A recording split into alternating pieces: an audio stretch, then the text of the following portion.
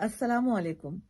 میں ہوں فرزانہ صفدر اور آج جو کہانی میں آپ کو سناؤں گی اس کا عنوان ہے موت برحق ہے. یہ کہانی ایک زندہ کردار کی ہے. یورپ اور امریکہ کا ایک مشہور کردار جو ابھی دنیا میں نہیں رہا، مشہور گلوکار مائیکل جیکسن. یہ اس کی کہانی ہے. مائیکل جیکسن 4 چیزوں سے نفرت کرتا تھا. اسے اپنے سیاہ رنگت سے نفرت تھی. وہ گوروں کی طرح گورا ہونا چاہتا تھا. اسے گمنامی کی زندگی سے نفرت تھی. وہ مشہور ہونا چاہتا تھا. تیسری چیز جو سے وہ نفرت کرتا تھا وہ اس کا ماضی تھا. اپنے ماضی سے نفرت کرتا تھا. وہ نئے روابط پیدا کرنا چاہتا تھا زندگی میں. اور آخری، وہ عام لوگوں کی طرح 60-70 والی زندگی سے نفرت کرتا تھا. وہ 150 سال تک زندہ رہنا چاہتا تھا. 4 خواہشیں تھیں اس کی کہ پوری ہو جائے اور اس نے پوری کی. سب سے پہلے تو اس نے اپنی پلاسٹک سرجری کے ذریعے اپنی رنگت تبدیل کی، اپنے چہرے کے نقوش بدل ڈالے. 55 سرجری کے دنیا کے بہترین ڈاکٹر اس نے مقرر کیے اور انہوں نے اس کی رنگت بھی بدل ڈالی، گورا کر دیا اور اس کے نقوش بھی نسوانی کر لیے. وہ گمنامی سے بہت بھاگتا تھا. پیسہ تو تھا اس کے پاس، تو پہلی خواہش بھی پوری ہو گئی. گورا ہو گیا، وہ خوبصورت ہو گیا. دوسری خواہش اس کی پیسوں کی تھی. تو سب سے پہلے تو اس نے اپنی گلوکاری سے اتنا زیادہ پیسہ جمع کر لیا تھا، تو جو چیزیں چاہتا تھا وہ ان کی طرف چلا. پہلے اس نے اپنی رنگت بدلی، سیاہ رنگت، اپنے آپ کو خوبصورت بنا کر پیش کیا دنیا کے آگے. پھر اس نے اپنے آپ کو بہت مشہور کر لیا. دنیا اس کے پیچھے پاگل تھی. تیسرا، اس نے اپنے ماضی سے جان چھڑایا. اس نے اپنے دوستوں کو چھوڑا، اس نے اپنے خاندان کو چھوڑا اور اس نے نئے لوگوں سے رابطے رکھے اور اس نے شادی بھی کر لی گوروں میں. اور تیسری بات جو اب آتی ہے جو اس کی زندگی میں، اس کی طرف اس نے توجہ دی. اور وہ کیا تھی کہ بھئی وہ یعنی کہ رنگت اس کی چینج ہو گئی. اپنے ماضی اس نے اپنے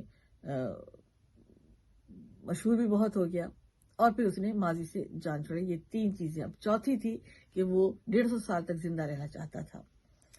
اس نے پیسہ پانی کی طرح بہایا اور اس نے دنیا کے بہترین 12 ڈاکٹرز رکھے جو روزانہ اس کو چیک کرتے تھے. اس کا بلڈ پریشر چیک کرتے تھے، اس کی شوگر چیک کرتے تھے، اس کا کھانا پینا ناپ تول کے اس کو دیتے تھے.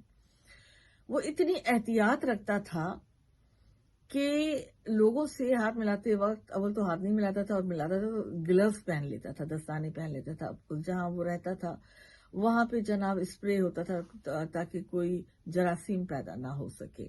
وہ آکسیجن کے ٹینٹ میں سوتا تھا. بہت ساری احتیاط تھی. کھانا پینا اس کا تقریباً ختم ہی ہو گیا تھا. جو ڈاکٹر الاؤ کرتے تھے وہی کھاتا تھا تاکہ میں زندہ رہ سکوں. 150 سال تک اس کی خواہش تھی. پیسہ بہت تھا اس کے پاس. سرجری کے ذریعے اس نے شکل و صورت، کلر ولر سب چینج کر لیا اور نئے لوگوں سے روابط بھی کر لیے. اب صرف آخری یہ رہ گیا تھا کہ کسی طرح سے جو ہے وہ 150 سال تک زندہ رہے. لیکن کیا ہوا؟ وہ صرف 50 سال تک جیا. اچانک ایک رات اس کی طبیعت بگڑی. ڈاکٹر تو تھے ہی اس کے پاس، ہر وقت موجود تھے.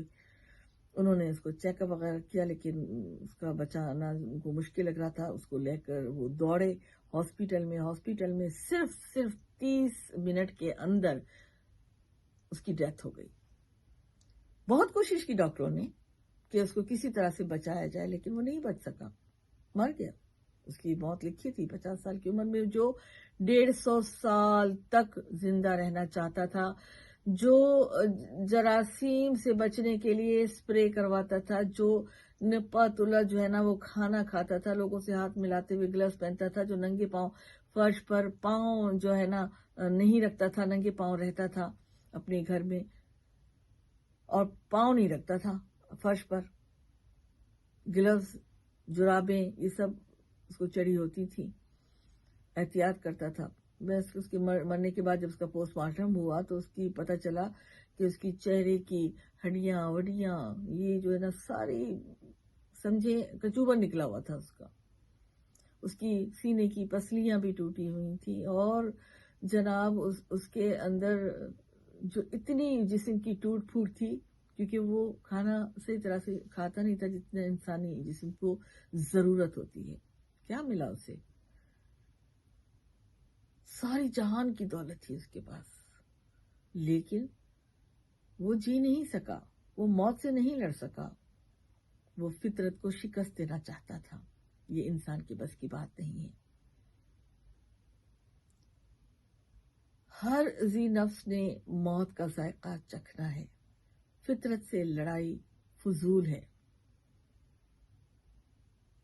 ہمیں اپنی زندگی کو کارآمد زندگی بنانے پر وقت اور پیسہ صرف کرنا چاہیے، یہی زندگی ہے۔